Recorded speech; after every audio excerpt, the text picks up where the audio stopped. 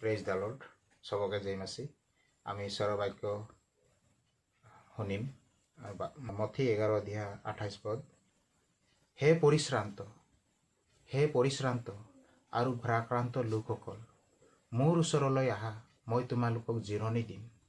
আজি আমি এই সংসাৰৰ মাজত সকলো মানৱ জাতিয়ে, বিভিন্ন জাতি ধৰ্ম মানুহ এই সংসাৰত যি আমি ক'ত উদ্ধাৰ পাম, ক'ত মুক্তি পাম, তাৰে আমি হাবাতৰি খাই ঘূৰি ফুৰি আছোঁ।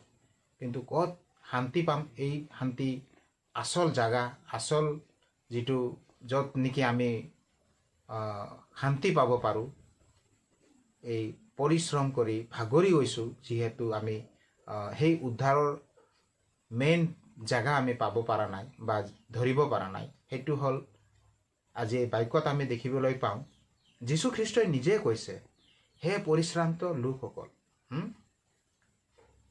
মোৰ ওচৰলৈ আহা, মই তোমালোকক জিৰণি দিম। হে পৰিশ্ৰান্ত আৰু ভাৰাক্ৰান্ত, আজি আমি ভাৰাক্ৰান্ত হৈ আছোঁ। আজি আমি পৰিশ্ৰম কৰি আমি তত পোৱা নাই যে আমি ক'ত উদ্ধাৰ পাম, ক'ত মুক্তি পাম। ইয়াতে চাওঁ, তোমালোকক জিৰণি দিম বুলি কৈছে। আমি ক'ত জিৰণি পাম, ক'ত শান্তি পাম, ক'ত উদ্ধাৰ পাম, মুক্তি পাম?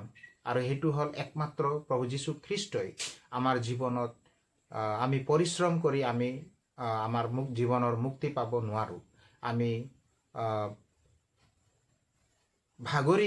পৰিশ্ৰম কৰি ভাৰাক্ৰান্ত বুলি কৈছে, মানে ভাগৰি যোৱা। আমি বিচাৰি বিচাৰি ভাগৰি যাই আছোঁ, কিন্তু আমি ক'ত জিৰণি পাম সেইটো আমি পাব পৰা নাই। কিন্তু আজি পবিত্ৰ বাক্যই কৈছে, যীশুখ্ৰীষ্টই কৈছে যে হে পৰিশ্ৰান্ত আৰু ভাৰাক্ৰান্তসকল, মোৰ ওচৰলৈ আহা, মই তোমালোকক জিৰণি দিম।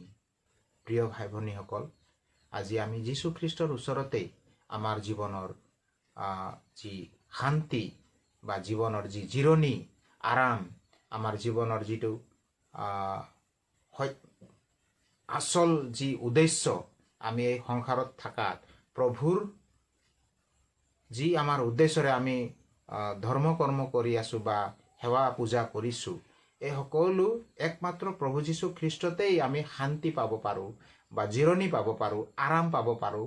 আমি অনেক জাগাত হাবাতৰি খাই আছোঁ। আজি আমি এই পথেদি গ'লে শান্তি পাম, এইটো পথেদি গ'লে শান্তি পাম, সেইটো পথেদি গ'লে আমি মুক্তি পাম।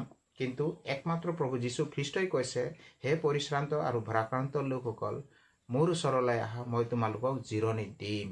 তো প্ৰিয়সকল, আমি সকলোৱে যাতে প্ৰভু যীশুখ্ৰীষ্টৰ ওচৰলৈ আহোঁ আৰু সেই সকলো জিৰণি আমি যাতে পাব পাৰোঁ, তাৰ কাৰণে সকলোকে প্ৰভু যীশুৰ নামত ৱেলকাম কৰিছোঁ, আহ্বান কৰিছোঁ। আহক আমি প্ৰভু যীশুৰ ওচৰতেই আমাৰ জীৱনৰ জিৰণি পাব পাৰোঁ। আৰু সেইকাৰণে সকলোৱে যাতে আমি প্ৰভুৰ চৰণত আগুৱাই আহোঁ, এই কামনাৰে এই পবিত্ৰ বাক্য আমি আলোচনা কৰিলোঁ সকলোৰে মাজত। তাৰ কাৰণে সকলোকে ধন্যবাদ দি এই সৰু পবিত্ৰ বাক্য ইমানতে মই অন্ত কৰিলোঁ। ধন্যবাদ। জয় মাছি।